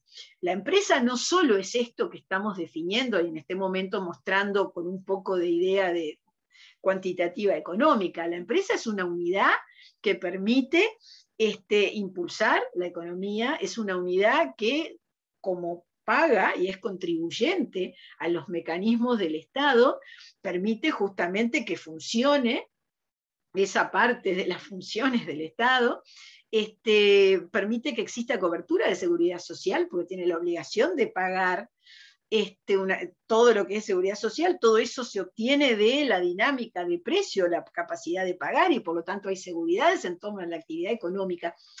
Bueno, ¿a qué voy con este detalle de comentario? Que el tema empresarial no es solamente alguien organiza para trabajar y ganar dinero de algo, es mucho más. Hay muchos intereses sociales involucrados con esta organización del trabajo desde el punto de vista económico. Nosotros, en esta materia, lo que vamos a estudiar, bueno, la próxima y más, es cómo es la estructura jurídica de quién, del empresario. Es decir, del que organiza todo esto, del que está en el eje decidiendo estas cosas, de él y los que están, pues no siempre es una sola persona, ¿no? Pero el tema empresa tiene una función económica, social, cultural, fundamental. Es decir, no existe en los últimos siglos, no existe concepto que la sustituya. No existe concepto que la sustituya. Bien. Después está también, hago una referencia a empresas multinacionales. En realidad hoy, como el mundo más que multinacional es global, ya hasta se mira distinto esto, pero es cierto, hay diversas unidades de producción en distintos países que desarrollan actividades y que tienen decisiones centralizadas, ¿no? Llámele como se llame, hoy también sigue siendo una realidad que tiene distintos empujes de tendencia, porque en ciertos momentos se concentran muchas actividades a través de multinacionales, pero hay otras que vuelven a tener una fortaleza lugar, según de qué se trate. Claro, económicamente, ciertas actividades vienen como siendo arrasadas sobre una mirada global por un tema de valores escalables, ¿no? Pero bueno, desde el punto de vista jurídico, ¿qué nos importa a nosotros? Que cuando hay filial de una multinacional, esa filial tiene independencia jurídica. Es una sociedad comercial uruguaya. Obviamente cumple decisiones de afuera, por decirlo así. Pero jurídicamente son distintas. La sociedad comercial, la que sea, que está ubicada en la casa matriz, ubicada donde sea, y esa sociedad anónima uruguaya filial de la otra. La otra forma jurídica, si no es filial, para actuar una empresa del exterior, una empresa extranjera, es la sucursal. ¿Y sucursal qué significa? Que es una parte de la sociedad extranjera. No hay una identidad de organización nacional en una sucursal. La sucursal es un establecimiento comercial que se establece que es propiedad de esa sociedad argentina o brasilera o de donde sea. Multinacional, porque está en Argentina, Brasil y Paraguay y Uruguay. Digo. Multinacional puede ser del Mercosur, global o donde sea. Bueno, así que lo que nos importa jurídicamente es que es una multinacional, sí. ¿Y acá cómo trabaja? ¿Con sucursal o con filial? Si trabaja con sucursal, quiere decir que es una sociedad extranjera que está trabajando acá. Si trabaja con filial, como organización, quiere decir que hay una casa matriz que toma decisiones económicas y que hay una entidad independiente jurídicamente nacional que, bueno, tiene una razón interna por la cual, generalmente es porque son accionistas todos, o bueno, como sea, o casi todos, por la cual responde a ciertas decisiones. Y para terminar, redondeando lo que vimos, seleccioné, mejor dicho, del concepto de empresa, acá me importa mucho que tengan clara esta diferencia. Que una cosa es empresa, otra cosa es empresario. Una cosa es empresa, otra cosa es establecimiento comercial. Una cosa es empresa, otra es comerciante, una empresa y otra sociedad comercial. A ver, la empresa es un concepto económico, quiere decir organización. Esto ya lo dije desde el primer momento. Entonces, si yo estoy hablando de que la empresa es un concepto económico, que es organización, no es objeto de derecho, no es sujeto de derecho. Es decir, no se compra y no se vende la empresa. Y la empresa no tiene derechos. Coloquialmente, a veces, ¿cuántas veces escuchamos? Sí, la empresa se vendió, la empresa está en venta, tiene la empresa en venta. Bueno, eso jurídicamente no quiere decir nada. O si no, a veces sí, la empresa está contratando. No, la empresa trabaja para otro. La empresa no es sujeto de derecho. Jurídicamente, eso no quiere decir nada. A ver, le damos automáticamente un sentido coloquial, pero acá nosotros que estamos hablando juristas, todos, si nos dice alguien, la empresa se vendió, entonces tenemos que decir, ¿qué negocio hizo? Porque puede tratarse de un establecimiento comercial que se vende o puede tratarse de una sociedad comercial que vende el paquete de control de sus acciones. Todos estos temas los vamos a estudiar en este curso. A ver, una cosa es empresa, otra cosa es empresario. ¿El empresario quién es? El responsable de la organización económica empresa. El empresario puede ser persona física o persona jurídica. Esa empresa puede ser una organización comercial y por lo tanto ser una empresa comercial o no. Una empresa de la salud, por ejemplo, no es una empresa, no es una actividad comercial. Distinto es la forma que adopte, ya lo veremos. Pensando en las actividades culturales, básicamente. Pero entonces decía, ¿el empresario quién es? El titular. Entonces si nos dice, la empresa, el supermercado de acá del barrio, el empresario, ¿quién es? Y bueno, podrá ser una empresa, una persona física, que será un comerciante, o capaz que es una sociedad comercial, y ahí habrá una persona jurídica. Entonces, el empresario es el titular. Hay que ver qué forma jurídica tiene. Un empresario en una empresa comercial, persona física es comerciante. Un empresario en una empresa comercial, persona jurídica, puede ser una sociedad comercial de la ley 16.060 o una sociedad cooperativa. Una cooperativa en el Uruguay, si bien tiene una ley especial, específica, vamos a hablar de cooperativas muy poco este año por razones de tiempo nada más, pero sí corresponde a nuestra materia. La sociedad cooperativa es comercial, con sus particularidades, es más, la propia ley de cooperativas tiene una remisión a la ley de 1060, ¿no? Pero lo que queda claro es que realiza una actividad económica, la sociedad cooperativa, y que es una persona jurídica empresaria. Porque es titular de una organización de capital y trabajo. Una organización de capital y trabajo distinta a la organización de capital y trabajo de la sociedad comercial. Pero bueno, en el caso de comerciante, en el caso de sociedad comercial o cooperativa, estamos hablando de sujetos de derecho. El empresario y sus distintas formas jurídicas hacen referencia a sujeto de derecho. Ahora, el establecimiento comercial, tema que también veremos próximamente, es un objeto de derecho. El establecimiento comercial es un conjunto heterogéneo de bienes corporales e incorporales que están organizados de manera tal de prestar un servicio o, bueno, colocar ciertos productos en el mercado. El establecimiento comercial es un conjunto de bienes, ¿sí?, que se llama como universalidad establecimiento comercial. El establecimiento comercial se compra, se vende, el establecimiento comercial es objeto de negocios de garantía, ¿sí? Es decir, es un objeto de derecho. La empresa no.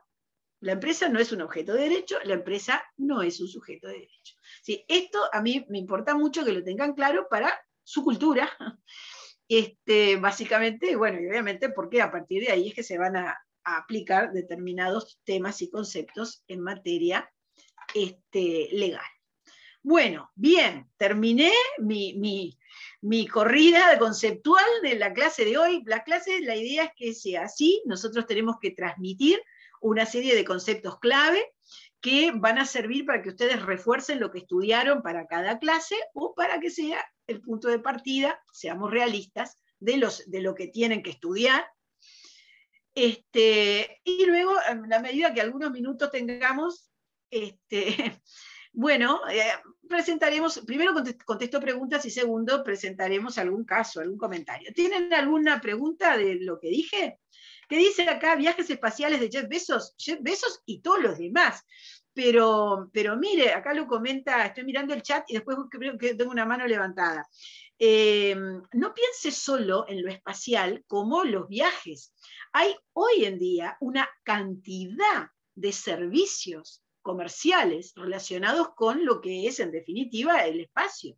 Por ejemplo, lo que tiene que ver con servicios meteorológicos predictivos, que son necesarios para, no solo para lo que es la actividad del campo y lo que sea, para los temas de arquitectura a gran nivel, cuando estamos hablando de plataformas petroleras. Tener una cierta información define las capacidades del plan de construcción, digo, y todo eso, que en realidad se hace en ese famoso arco que cada 2 grados permite que haya satélites, bueno, y obviamente la parte de transmisiones, todo eso hoy está en el espacio, y por lo tanto son ya temas comerciales aeroespaciales. De modo que cuando digo así, hablo de presente. Juan López, dígame, veo que tiene la mano levantada. Y primero que nada, pedirle disculpas por haberle interrumpido en la clase la otra vez. No se preocupe. Y como segundo punto a decirle, yo por problemas técnicos ingresé creo que 12 y 4 minutos a la clase y no escuché todo. Y mi pregunta es, veo que la bibliografía que está subida a Eva, que es de su autoría, tiene todo lo que se ha venido tratando. Y mi pregunta es, mis 2 preguntas son, ¿existe también forma de tenerla a mano? Por ejemplo, ¿Sí? comprarla en un No, PSU. no se compra, está free online. Usted la puede bajar del Drive. Segundo, era si también va a ser necesaria otra bibliografía con la que está en Eva Yadá. Mire, siempre se necesita más. Siempre se necesita más. Yo pongo bibliografía orientativa para que entiendan, para que definen. Nunca me van a mí a escuchar decir alcanza. Nunca alcanza. Nunca alcanza porque a veces uno lee algo y cuando lee algo que lo dice otro, ahí se da cuenta que no había entendido o que le faltó mirar una cosa. De modo que yo lo que siempre digo es, todo lo que sea más, hágalo, léalo, léalo. Estamos en la universidad. Reitero, hay una medida de lo que se puede de tiempo y de conseguir, que la tiene cada uno, o eso es una realidad también. Yo procuro darle para que entiendan y puedan ir a más, pero ¿hasta dónde van? Ese es un problema de ustedes y de su responsabilidad, y la pregunta para mí es, vaya para adelante, más y más. como un profesor espectacular que tuve yo en una maestría que nos decía, the more, ¿no? Lo más y lo más siempre. Siempre. Eso es algo que lo tienen que fijar para la vida, ¿no? Lo más y con la mejor calidad que puedan. Y uno, el profesor explica lo mejor que puede las cosas, trata de explicar lo más posible todo lo que corresponde y dar toda la información. Y después la parte de ustedes, en la medida de la organización personal, ¿no? Bueno, tampoco ustedes piensen que nosotros creemos que nuestros estudiantes lo único que hacen es estudiar comercial todo el día, trabajan, tienen muchas cosas, hasta otras materias, ¿vio? Qué cosa que no puedo entender. Pero digo, no, pero me refiero lo más. Esa es la idea. Y bueno, y pensamos dar información acorde, y en nuestros tiempos cada vez más acotados, los conceptos que se puedan y lo que se nos ocurra mejorar. Bien, entonces, el PowerPoint que ha subido, el texto, yo pongo el texto en un archivo, sí, yo pongo eso siempre, exactamente. Y vamos a, bueno, obviamente pondremos algún material extra, ¿verdad, doctora? Lo que se nos pueda ocurrir, hay algo. Eso sí, siempre cumpliendo derechos de autor. Eso es otra cosa que acá se respeta, y no me van a ver nunca, ni voy a admitir, bueno, creo que solo nosotras dos podemos colgar en materiales que no tengan autorización. Estamos en la Facultad de Derecho, ¿verdad? No vamos a poner infracciones, así que me cuelga un capítulo, no. Libros que están free online, que hay muchos y cada vez más, y que, reitero, hay mucha información buena de calidad disponible, sí, lo que vayamos viendo estaremos agregando. Doctora, no sé si quiere agregar algo. No, Beatriz, de mi parte no. Todo bueno, perfecto. Bien, yo creo que hoy nos dio para redondear. Estamos bien, hoy faltan 5 minutos, no tengo tiempo de plantear nada en realidad, pero bueno, tuvimos toda la primera parte de minutos explicando, que nos lleva un tiempo. La clase que viene tenemos comerciante y sus obligaciones. Vamos a hacer unos planteos concretos, vamos a hablar, espero poder dedicar ciertos minutos a la obligación de los comerciantes, libros de comercio, que eso me importa mucho, que lo manejen, porque es un tema probatorio que procesal obviamente lo manda a comercial, porque es muy importante, es una de las notas especiales, y además horizontales que tiene la materia, es decir, porque hagan o no hagan comercial, la prueba de actos de libros de comercio la pueden tener en juicios, así que eso hay que verlo desde la mirada que sea. Y bueno, básicamente eso, y no creo que nos dé mucho tiempo para hablar de lo que son auxiliares del comerciante, que igual lo tienen en el capítulo correspondiente del libro que les dejé y en otras cosas, pero también es lo que hasta ahí llega el planteo de temas de la próxima. Bueno, entonces, esta vez vamos terminando.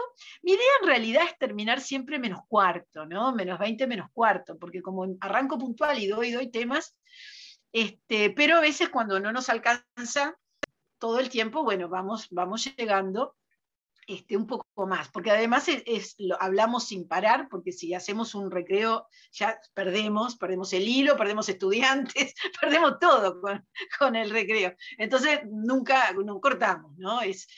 The show must go on, como dicen en Broadway, bueno, hacemos así, sigue adelante y lo mejor que se puede. Bueno, bien, entonces ya iremos conociendo, ya tenemos más gente que estamos viendo: Aguilera, Peralta, Rosas, Cayetano, además de Pacielo, que ya la conocimos hoy, y otra estudiante más que yo había saludado más temprano, que también había puesto cámara, porque, mire, tener como casi 200... También nos saludan. Ah, bueno, está bien, está Romina, Juan ya nos saludó varias veces, Juliana. Bueno, muy bien, muchas gracias. Porque yo les iba a decir, hoy tuvimos como 180 estudiantes, pero veíamos a 5 o 6. esta monje también, Lucía, yo la conozco, el nombre me suena conocido, ¿no?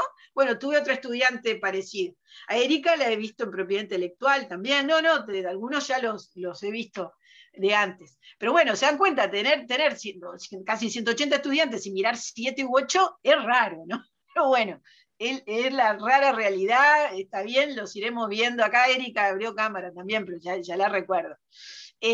Muy bien, bueno, nos vemos entonces el miércoles, que pasen bien, está la información, y capaz que, no sé, colgaremos, en algún momento podemos colgar igual otra información de lo que sea. Chau, doctora, un gusto verla. Hasta luego, que pasen bien. Chau. A ver, ¿algún saludo extra que nos haga alguien antes de irse? Nada. Qué rigurosos que son. Bueno, termino la reunión. Chau. Chao, profe, gracias. Bueno, aquí tuve un saludo, gracias.